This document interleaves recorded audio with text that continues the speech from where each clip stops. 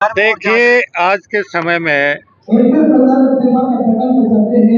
इस पूरे विश्व में और विशेष रूप से हमारे राष्ट्र भारत में सबसे बड़ी आवश्यकता है कि मानव में मानवता रहे, इंसान में इंसानियत रहे, उसमें करुणा और दया का भाव रहे, एक दूसरे के से सहयोग का भाव रहे।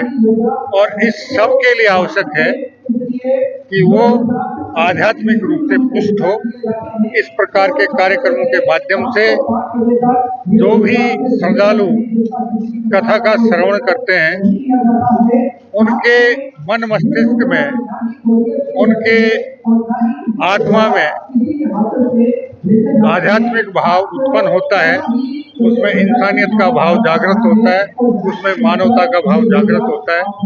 और वो उसका कथा श्रवण करना तभी सार्थक होता है जब वो अपने विवेक में, अपनी आत्मा में, अपने मन में, अपने मस्तिष्क में इस बात को ग्रहण करें। सर, निकाय चुनाव को लेकर ये मामला माननीय राजस्थान उच्च न्यायालय में लंबित है।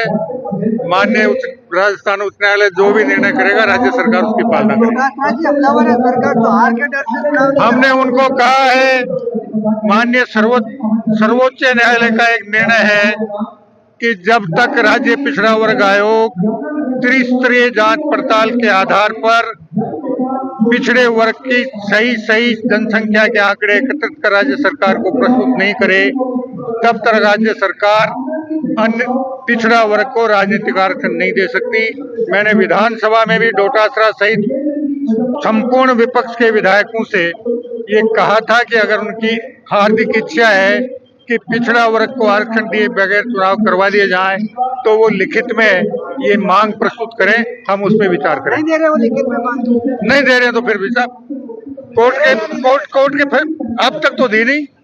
अब आप उनसे ये बात पहुंचा दें, अगर वो दे देंगे तो हम तैयार बैठे।